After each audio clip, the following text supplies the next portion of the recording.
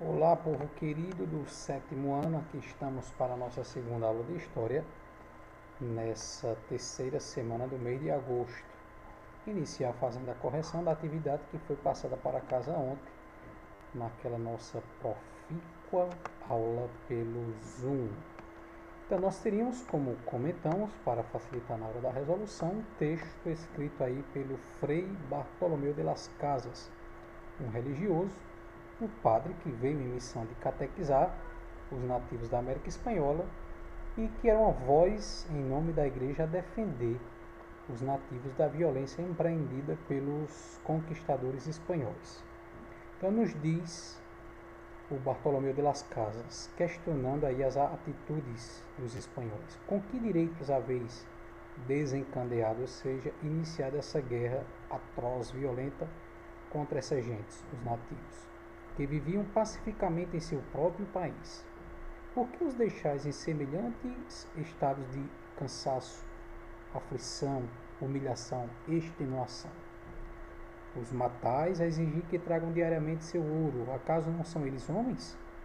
Acaso não possuem razão e alma? Não é vossa obrigação amá-los como a vós próprios? E aí vem as questões. Quais são as críticas que o Frei Bartolomeu de las Casas faz ao comportamento dos espanhóis? Fiz questão de destacar aqui com a numeração duas críticas. A primeira crítica de que os espanhóis iniciaram, desencadearam, levantaram uma guerra violenta contra os nativos. Segunda crítica, que eles os matam, exigindo que trabalhem de graça e à força e violentamente. Segunda pergunta, segundo o autor, a forma como os espanhóis se comportavam em relação aos indígenas contrariava um dos princípios básicos do cristianismo. 2 pontos. Que princípio era esse? Amar a todos, sem diferença de cultura, de cor, de crença. De que forma a postura dos espanhóis ia contra, em choque, os projetos da igreja de conversão dos povos nativos da América. Ele já deixa claro 2 coisas. Primeiro, a violência, que não é novidade, já sabemos, empreendida pelos espanhóis. Segunda coisa que ele deixa transparecer nessa pergunta é que a igreja tinha um projeto para com os nativos. Que projeto era esse? No final da pergunta, a conversão desses povos, trazê-los para a religião cristã católica. E aí, sabendo que o desejo da igreja era convertê-los à fé cristã e que o desejo dos exploradores espanhóis não era outro senão a exploração do território dos nativos, do território americano, como a atitude violenta dos espanhóis ia contra o ensino da igreja ou as pretensões e os projetos da igreja para os indígenas. Enquanto a igreja pregava o amor, os espanhóis agiam com violência. Atitudes totalmente contrárias. Verifique aí, na sua segunda resposta você disse isso com outras palavras.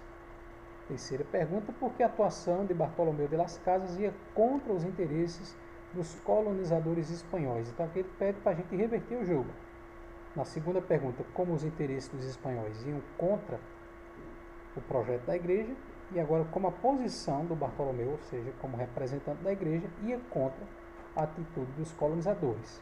Então, mais ou menos, também a segunda resposta. Ele vai denunciando as ações violentas dos espanhóis para com os nativos. Verifique aí se você disse mais ou menos com essas palavras.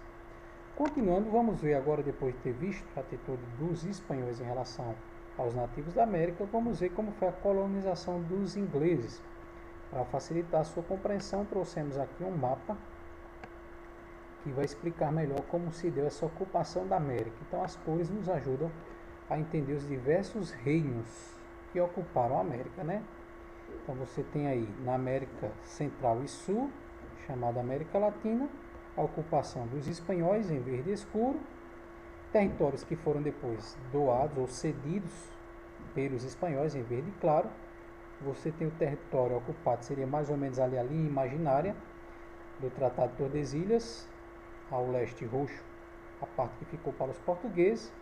Ao norte da América você tem também uma parte dominada pelos franceses. A gente vai ver que houve uma negociação dos franceses para com os ingleses na ocupação desse território.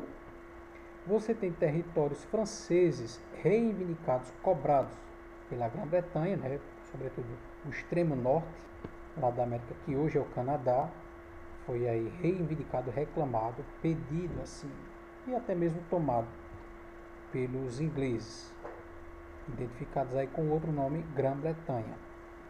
Você tem especificamente os territórios, né, ao nordeste, lá ocupados diretamente pelos ingleses, os britânicos, e você tem também ali ao noroeste, né, um território ocupado, uma pequena parte ocupada pelos russos. Então você vê que a gente estuda basicamente português e espanhóis, mas não só foram esses reinos, né?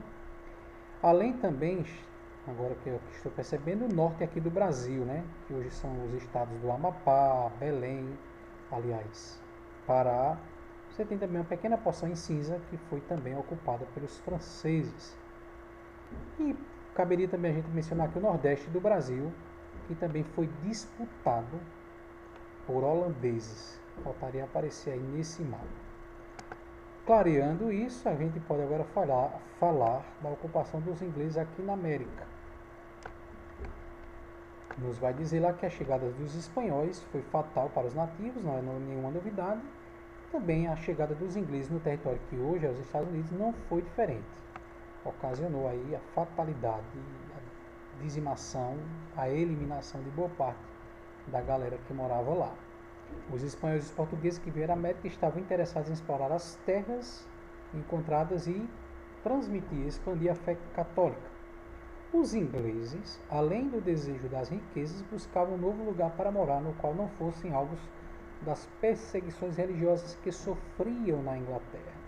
Então esse contexto que faz com que famílias inglesas atravessem o Oceano Atlântico e venham ocupar a América do Norte, esse contexto, o que era que estava acontecendo na Inglaterra? A gente vai ver detalhadamente só no 8º ano, mas aqui o parágrafo já nos dá uma dica. Havia uma guerra religiosa acontecendo na Inglaterra, guerra da qual pessoas, famílias fugiam e vinham morar na América, ocupar a América do Norte. Continuando a especificar essa perseguição religiosa que estava acontecendo na Inglaterra, que fez com que essas famílias viessem para a América do Norte, nos diz a informação de que a religião oficial da Inglaterra era o anglicanismo, religião anglicana. A gente já estudou do rei Henrique VIII, quando estudamos a Reforma Protestante. Então, a partir da Reforma Protestante, a partir da iniciativa do rei Henrique VIII, o catolicismo foi abolido na Inglaterra e foi implantada a Igreja Anglicana, que se tornou a religião oficial de toda a Inglaterra. Fiéis de outras igrejas eram perseguidos e impedidos de praticar sua fé. Foi um dos motivos, como dissemos, que levou famílias inglesas a se mudarem para a América e iniciar a colonização, a ocupação das 13 colônias, 13 territórios iniciais do que seria futuramente os Estados Unidos. Vieram com esse desejo de criar um novo mundo. Então eles ocuparam de maneiras diferentes, moraram nesses territórios, e mais com a intenção, com a diferença, comparando com os espanhóis portugueses, de não apenas explorar as riquezas, as especiarias, mas morar mesmo. Já os portugueses e espanhóis, essa decisão veio depois. Inicialmente, o primeiro pensamento dos portugueses e dos espanhóis seria explorar, já que o objetivo não era outro, senão o comércio marítimo. No caso dos ingleses que vieram para a América do Norte, vieram já, digamos assim, como dizia o ditado, de mala e cuia, prontos para ocupar, para morar. Então eles já vieram planejando vilas, casas, escolas, enfermarias e oficinas. Enquanto espanhóis e portugueses enviavam funcionários para administrar suas terras, os ingleses organizavam governos locais, escolhendo representantes. Esses governos ligados ao rei ou à rainha da Inglaterra da época, nesse caso aqui era a rainha Elizabeth I. Entretanto, os colonos, motivados pelas experiências políticas que estavam ocorrendo na Inglaterra, a gente já mencionou algumas perseguições religiosas, desejavam governos mais autônomos, sem ligação nenhuma com o monarca inglês. E aí você vê a ilustração da chegada, parece aqui um ajoelhado, como que orando, já que eles eram protestantes, orando aí em agradecimento pela viagem, outros como que cansados, desmaiados, exaustos, já que a viagem durava aproximadamente 3 meses, a depender da força dos ventos que moviam as caravelas. Eles professavam, diz a legenda, a religião chamada puritanismo, uma espécie de religião anglicana mais radical, buscavam a terra para viver livre das perseguições religiosas, também já mencionamos, e à sua esquerda, ali à direita, como melhor dizendo, à sua esquerda, porque na minha imagem vocês veem espelhado, mas à sua esquerda, você que está observando aí no livro, você vê um indígena que observa ali de maneira curiosa a chegada desses europeus na América do Norte. Aqui um pouquinho conversar, a diferença dos interesses, já mencionamos, né? E como essa ocupação pode ter influenciado o processo de urbanização. Eles já vieram nesse interesse de urbanizar mesmo, de ocupar, já também mencionamos. Então eles vão estabelecer 13 colônias, 13 divisões de terras. Na parte litorânea, o mapa vai mostrar, o mapa aí dessa próxima página 12, nos vai mostrar a ocupação dessas famílias inglesas na América do Norte. Então vamos baixar aqui um pouquinho a projeção, foi demais. Então o que a gente vê? Diversas ocupações, né? As legendas nos ajudam a entender a ocupação efetiva até o ano de 1700, depois essa ocupação ela vai se estendendo, né, pela parte rosa, 60 anos depois, e vai adentrando a parte amarela e cada vez mais chegando a oeste, formando o território que hoje é dos Estados Unidos. Então, a diferença geográfica, ou seja, aonde essas famílias se instalam, vai também originar diferentes tipos de economia, o modo deles se sustentarem. Então, a gente faz uma divisão clássica para quando estudamos a independência, ocupação e o surgimento dos Estados Unidos. A gente faz a divisão entre colônias do sul e colônias do norte. As colônias do sul, você tem os nomes delas, havia uma diferença das colônias do sul para as do norte.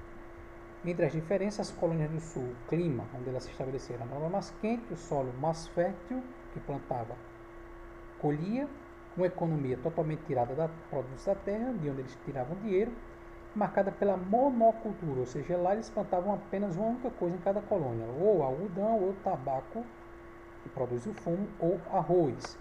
Grandes porções de terra, chamadas de latifúndios, o único produto já dissemos, e a utilização da mão de obra escrava. Já as colônias do norte, o clima era mais frio, está aí o nome delas, né? Solo pouco propício, dificilmente conseguiam colheitas abundantes, então eles viviam mais do comércio, ao contrário das colônias do sul que viviam do produto da terra. Também a produção de artigos manufaturados do dia a dia, que se utilizava utensílios domésticos, né? Minifúndios, pequenas propriedades, não grandes como nas colônias do sul, e não tanta mão de obra escrava, mas a mão de obra livre, paga, assalariada. E tinha também algumas colônias do centro que misturavam as características, um pouco o jeito de ser, de se organizar no sul, um pouco o jeito de ser, de se organizar das colônias do norte. Essas famílias inglesas que chegam para ocupar a América do Norte, elas trazem na mente uma doutrina chamada de destino manifesto. Vamos entender o que seria isso aí. Já dissemos que elas se instalam no litoral, mas aos poucos elas vão rumando para o oeste, ocupando o território que hoje seria os Estados Unidos. Então, as regiões vão sendo incorporadas, regiões até tomadas dos franceses, a gente tentou mostrar isso no mapa. E olha aí, pelos locais em que se expandiam, os colonos levavam seu modo de vida, sua religião, construíam moradias, escolas, oficinas, templos religiosos, que eles eram pessoas muito devotas, praticantes da fé. Essa expansão, porém, encontrou uma barreira nos povos que já moravam ali, que já habitavam. Os indígenas do norte, Apaches, Sioux, Cheyennes. Os colonos, no entanto, a galera que chegou para dominar, dispostos a estimular o crescimento e o desenvolvimento de suas colônias, promoveram ataques aos povos indígenas. À noite iam orar e de dia iriam matar. Diz aí na página 13 que, como forma de justificar essa violência, eles usavam, já mencionamos, a chamada doutrina do destino manifesto. O que era esse destino manifesto? Ele foi formulado por esse jornalista John O'Sullivan e dizia o seguinte: nosso destino, aquilo que nos aguarda, o nosso futuro manifesto ou manifestado, revelado pela providência divina, pela vontade de Deus, para cobrir o continente para o livre desenvolvimento da nossa raça branca, inglesa, pura, europeia, que se multiplica aos milhões anualmente. Traduzindo, essa doutrina do destino manifesto, eles justificavam como sendo vontade de Deus que colocou no mundo os europeus como uma raça superior, uma raça desenvolvida que deveria progredir e levar a civilização e o desenvolvimento às demais raças.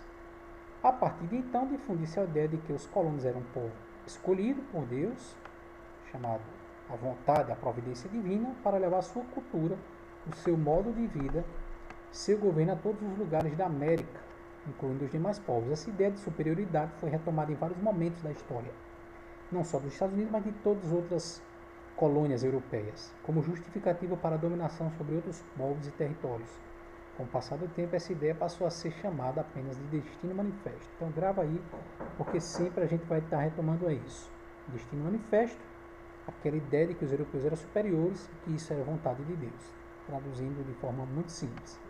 E a gente tem uma ilustração de uma alegoria, ou seja, essa ideia do destino manifesto, de que os europeus foram escolhidos por Deus para levar o progresso aos demais povos, uma alegoria disso numa pintura aí, então, que tenta retratar essa ideia do destino manifesto. E é muito interessante as questões que são levantadas a partir da análise dessa pintura.